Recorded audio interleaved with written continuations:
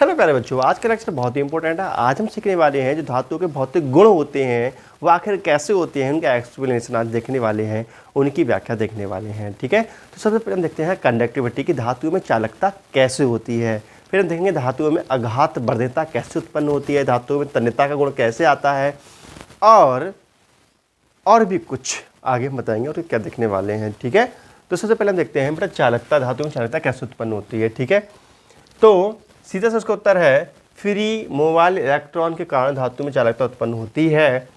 और कैसे होती है वो देख लो जरा। ठीक है, देखो आपको पता है जो मेटल होता है वो किन किन से मिलकर बना होता है, मेटल आयन और इलेक्ट्रॉन से मिलकर बना होता है। ठीक है, तो देखो बेटा इसमें मेटल आयन होंगे, ठीक है, जिसको हम पॉजिटिव से शो करते हैं, ये मेटल आयन है। ठीक है, ये क्या है बेटा, मेटल आयन है, और इसमें इलेक्ट्रॉन भी होंगे। ठीक है, ये इसमें इलेक्ट्रॉन होंगे। ठीक है, अब क्या होता है जब हम यहाँ से पॉजिटिव एंड नेगेटिव प्लेट के बीच रखते हैं इस मेटल को, ये क्या है, ये एक क्रिस्टल में, ये क्रिस्टल है, क्रिस्टल है। ठीक है, किसका, मेटल का क्रिस्टल है बेटा, ये मेटल का क्रिस्टल है। अब इसको हमने क्या काम किया है, एक पॉजिटिव एंड एक नेगेटिव प्लेट के बीच रखा है।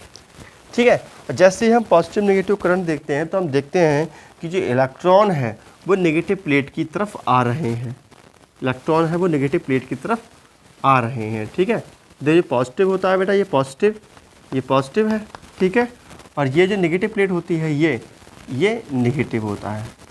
ठीक है, अब जो इलेक्ट्रॉन है वो बेटा क्या होगा, नेगेटिव प्लेट की तरफ आएंगे, इधर को इलेक्ट्रॉन जो भाग करके इधर को आ रहे हैं, ऐसे आ रहे हैं। अब इलेक्ट्रॉन के चलने के कारण ही तो करंट फ्लो होती है। किसी भी मेटल में जो करंट फ्लो होती है किसके कारण होती है, इलेक्ट्रॉनों के चलने के कारण। ये याद रखना है हमेशा। ठीक है, तो इस प्रकार इलेक्ट्रॉन चलते हैं और करंट फ्लो हो जाती है। तो कुल मिला के इलेक्ट्रॉन कैसे करंट फ्लो हुई, क्योंकि यहाँ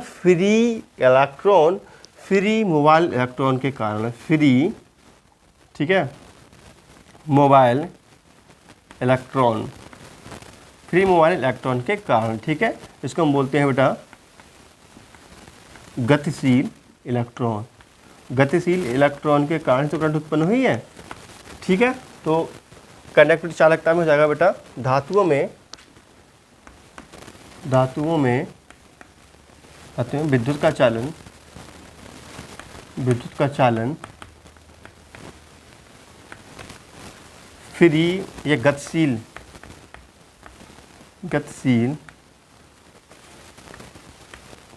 इलेक्ट्रॉन के कारण होता है।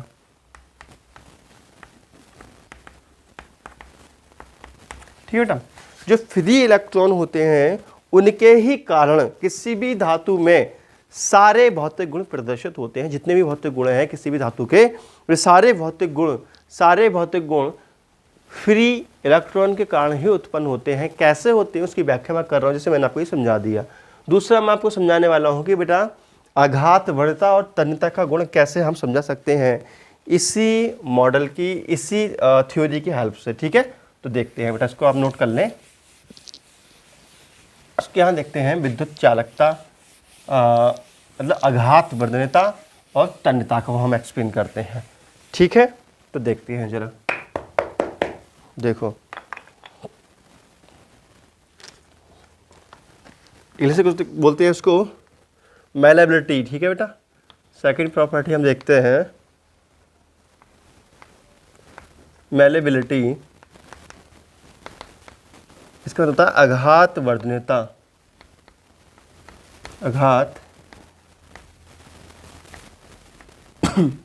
आघात वर्ध्यता। ठीक है बेटा, आघात वर्ध्यता, एंड हम साथ में एक्सप्लेन करने वाले हैं डक्टिलिटी, तन्यता को। ठीक है, तो आघात वर्ध्यता किसे कहते हैं, आघात वर्ध्यता जब धातुओं को पीट कर उन्हें पतली चादर के रूप में परिवर्तित कर देते हैं, धातु के इस गुण को आघात वर्ध्यता कहते हैं। ठीक है, आखिर ये गुण उत्पन्न कैसे होता है, धातु को जब पीटते हैं तो चादर पतली कैसे होती है, उस चीज को हम एक्सप्लेन करने वाले हैं। ठीक है बेटा, तो देखो आघातवर्ता का मतलब क्या होता है, जब धातुओं को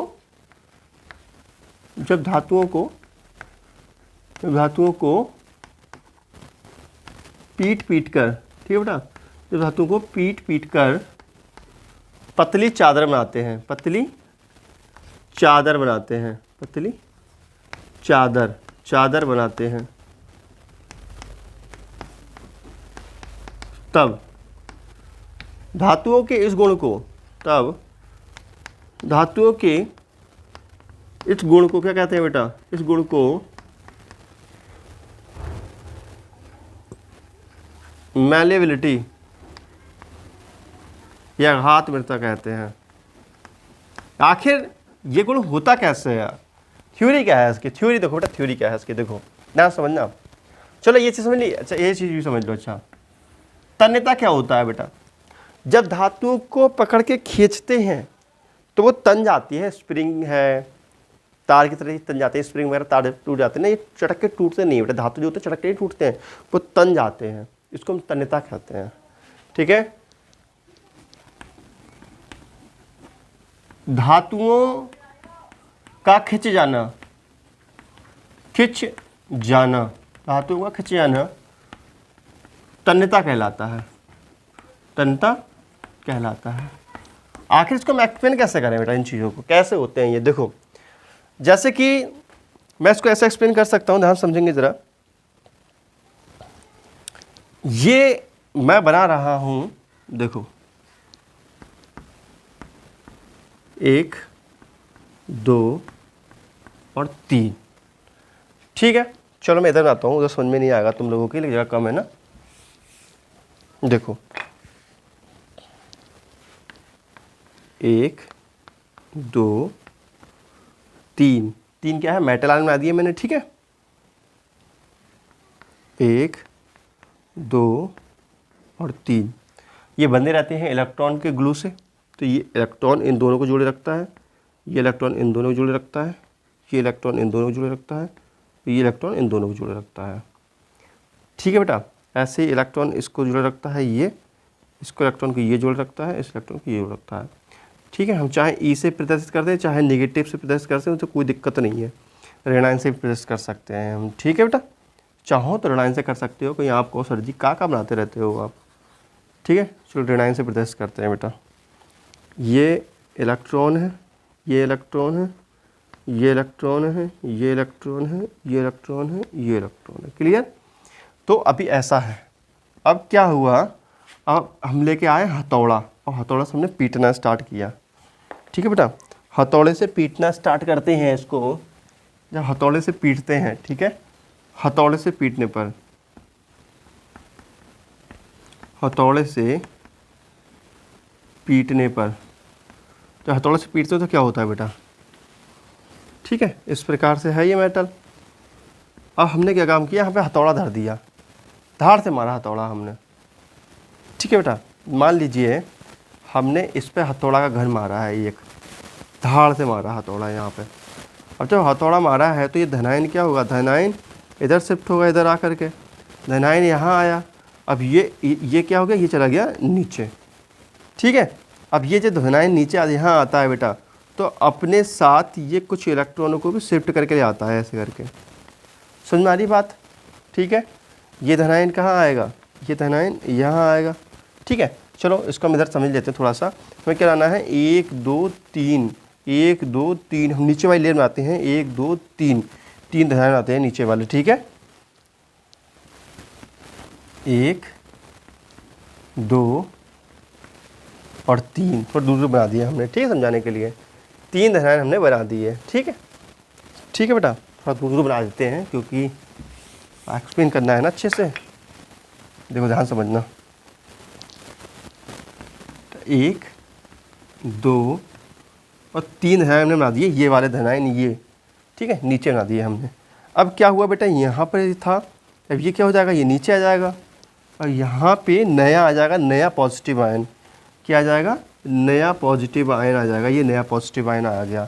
और नया पॉजिटिव आयन क्या आएगा, वो इलेक्ट्रॉन लेकर के आएगा, साथ में ये इलेक्ट्रॉन लेकर के आया है, समझ में आ रहा है। और यहाँ से ये क्या है, ये आया है, और साथ में ये लेकर के भी आया है इनको, ठीक है। और यहाँ का जो इलेक्ट्रॉन था वो नीचे खिसक गया ऐसे करके। कहानी समझ में आ रही है बेटा? ऐसे ही ये वाला जो धनायन है वो यहाँ आ जाएगा, ठीक है। यहाँ का धनायन कहाँ आ जाएगा? यहाँ आ जाएगा। तो यहाँ पर एक धनायन आया है बीच में और साथ में इलेक्ट्रॉन भी लाया है, ठीक है। और यहाँ का जो ये आया है इस तरीके से और साथ में इलेक्ट्रॉन भी लाया है और यहाँ का जो ऋणायन था वो ऐसे नीचे के लिए धंस गया है, ठीक है। तो ऐसे ही बेटा क्या होगा, यहाँ पर भी एक पॉजिटिव आयन आ गया, ठीक है। एक ऋणायन होगा, एक ऋणायन होगा और जो इलेक्ट्रॉन होगा वो नीचे के लिए धंस जाएगा, ठीक है। तो समझ में आ रहा है? समझ में आ रहा है बेटा? देखो ऐसे हमने यह बताया था। यहाँ पर देखो पतली सी चादर थी, मतलब यहाँ पे जो क्रिस्टल था वो छोटा सा था, यहाँ देखो बड़ा सा क्रिस्टल हमारे लिए प्राप्त हो गया है। दिख रहा है बेटा? बड़ा सा क्रिस्टल प्राप्त हो गया है। देखो बड़ा सा क्रिस्टल हमारे लिए प्राप्त हो गया है। तो हमने क्या काम किया, हथौड़े से पीट पीट के उसको लंबी चादर के रूप में परिवर्तित कर दिया। तो आपको समझ में आया बेटा कैसे लंबी चादर बनी? और इसको हम तन्यता भी कह सकते हैं, क्योंकि यहाँ पे देखो धातु हमारी तन भी गई है। जब धातु को हम तनाते हैं ना तो ये पॉजिटिव नेगेटिव होता है, पास में मिल जाते हैं, ठीक है। अब समझ में आ रहा है आप लोगों के लिए? ध्यान समझने बातों को। देखो ऐसा है बेटा ना, देखो यहाँ पर जब ये धनायन यहाँ आता है, जब धनायन यहाँ आता है तो अगर ये इलेक्ट्रॉन साथ में ना आए, अगर ये इलेक्ट्रॉन साथ में ना आए तो क्या होगा, समझो बात को। तो क्या होगा, अगर ये चीज़ जो धनायन यहाँ आ जाए, ठीक है। एक धनायन तो ये है और एक धनायन ये है बेटा, और इलेक्ट्रॉन अगर साथ में ना आए तो धनायन में क्या होगा, प्रतिकर्षण बल होगा और ये चीज़ संभव ही नहीं है। इसलिए इलेक्ट्रॉन भी साथ में आते हैं प्रतिकर्षण बल खत्म करने के लिए। समझ में आ गया आपके लिए कि तन्यता को हम कैसे एक्सप्लेन कर सकते हैं और आघात वर्तना को कैसे एक्सप्लेन करते हैं। तो इस प्रकार हम तन्यता को और आघात वर्तना को एक्सप्लेन करते हैं। वीडियो अच्छी लगी कर दीजिए लाइक, चैनल को सब्सक्राइब। बेटा बहुत अच्छे से मैं एक्सप्लेन कर रहा हूँ विस्तार से, आपको पूरे यूट्यूब चैनल पर ऐसा नहीं मिलेगा ये चीज़ देखने को, चाहे सर्च कर लेना, ठीक है। चलो अगला हम प्रॉपर्टी की बात करने वाले हैं। जो अगली प्रॉपर्टी है बेटा उसका नाम है चमक, धात्विक चमक, ठीक है, मेटालिक चमक, ठीक है बेटा। चलो ये चीज़ नोट कर लो फटाफट। चित्र बहुत अच्छे से बनाना, समझदारी से समझा के मैंने बनाया है। अलग अलग कलर के पेनों का यूज़ करना है यहाँ पर, ठीक है बेटा। अच्छी लगती है वीडियो कर दीजिए लाइक, चैनल कर सब्सक्राइब। और हम देखते हैं मेटालिक चमक, ठीक है। धात्विक चमक को हम एक्सप्लेन करेंगे बेटा, धात्विक चमक होती क्या है। धात्विक चमक को हम एक्सप्लेन करेंगे बेटा। देखो धात्विक चमक,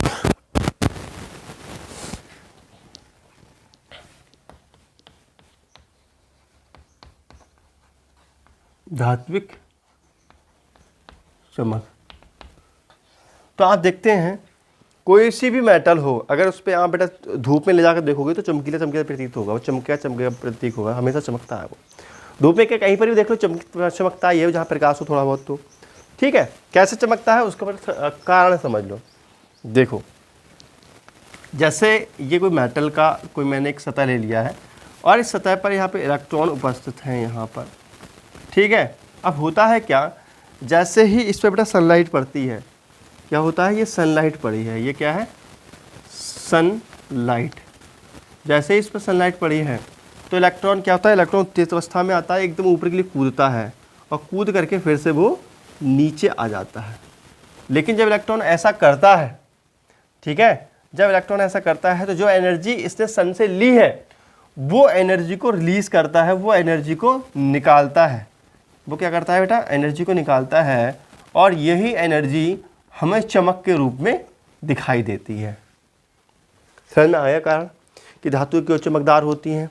क्योंकि धातुओं में फ्री इलेक्ट्रॉन पाए जाते हैं और जब इन फ्री इलेक्ट्रॉनों पर प्रकाश आपतित होता है या प्रकाश की किरण गिरती है तब ये फ्री इलेक्ट्रॉन क्या काम करते हैं, उस प्रकाश से एनर्जी लेते हैं, उत्तेजित अवस्था में आते हैं, फिर से उसी सतह पर गिर जाते हैं और जब वो फिर से गिरते हैं तो कुछ एनर्जी को निकालते हैं जो हमें चमक के रूप में दिखाई देती है। समझ में आया बेटा? क्लियर? तो धात्विक चमक, ठीक है, तो इसको हम हिंदी में चाहे लिख सकते हैं धातुओं में चमक, धातुओं में चमक उनके फ्री मोबाइल इलेक्ट्रॉन के कारण उत्पन्न होती है, उत्पन्न होती है। ठीक है, अब इसका एक्सप्रेशन देखिएगा, चित्र मान लो एक्सप्रेशन देख लो। जब धातु की सतह पर, जब धातु की सतह पर प्रकाश आपतित होता है, प्रकाश आपतित होता है, जब धातु की सतह पर प्रकाश आपतित होता है, ठीक है, मतलब प्रकाश पड़ता है, तब इलेक्ट्रॉन, तब फ्री इलेक्ट्रॉन तब फ्री इलेक्ट्रॉन उत्तेजित अवस्था में आते हैं, उत्तेजित अवस्था में आकर कुछ एनर्जी उत्सर्जित करते हैं, कुछ एनर्जी उत्सर्जित करते हैं, जो हमें चमक के रूप में प्रदर्शित होती है, जो हमें चमक के रूप में दिखाई देती है,